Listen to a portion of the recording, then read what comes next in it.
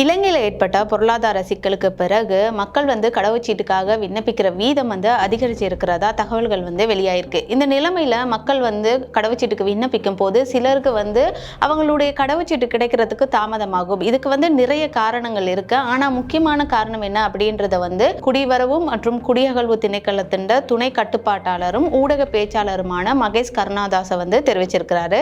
அவர் என்ன காரணம் சொல்லியிருக்காரு அப்படின்னு பாத்தீங்கன்னா, நீங்க கடவுச்சீட்டுக்கு விண்ணப்பிக்கும் போது உங்களுடைய பிறப்பு சான்றிதழ் மற்றும் தேசிய அடையாள அட்டையில ஏதேனும் ஒரு தெளிவின்மை காணப்பட்டா உங்களுக்கான கடவுச்சீட்டு கிடைக்கிறதுக்கு காலதாமதமாகும் அப்படின்னு அவர் சொல்லியிருக்கிறாரு. இது மட்டுமே காரணம் இல்ல, ஆனா இது ஒரு முக்கியமான காரணம்னு அவர் சொல்லியிருக்கிறாரு. நீங்க கடவுச்சீட்டுக்கு விண்ணப்பிக்கும் போது உங்களுடைய தேசிய அடையாள அட்டை மற்றும் பிறப்பு சான்றிதழ்ல எந்த விதமான சந்தேகங்களும் இல்லாம அது எல்லாமே கிளியரா இருக்கிறத நீங்க உறுதி செஞ்சுக்கணும் அப்படின்னு அவர் சொல்லியிருக்கிறாரு. இது மட்டும் இல்லாம ஒரு நாள் சேவையின் கீழ் ஒரு நாளைக்கு 1500 தொடக்கம் 2000 கடவுச்சீட்டுகள் வழங்கப்படுறதாகவும் இதற்கு 20,000 ரூபாய் அறவிடப்படுறதாகவும் அவர் சொல்லியிருக்கிறாரு. அது மட்டும் இல்லாம வழக்கமான சேவையின் கீழ் ஒரு நாளைக்கு 1000 கடவுச்சீட்டுகள் வழங்கப்படுறதாகவும் இதுக்கு 10,000 ரூபாய் அறவிடப்படுறதாகவும் அவர் தெரிவிச்சிருக்கிறாரு. இந்த நிலைமையில ஒரு நாளைக்கு இலங்கையில மட்டும் 4000 தொடக்கம் 5000 கடவுச்சீட்டுகள் வழங்கப்படுறதாகவும் ஒருத்தர் நீங்க கடவுச்சீட்டுக்கு விண்ணப்பிச்சு 4 மணி நேரத்தில், அதாவது ஒரு நாள் சேவையின் கீழ் நீங்க கடவுச்சீட்டுக்கு விண்ணப்பிச்சு 4 மணி நேரத்தில்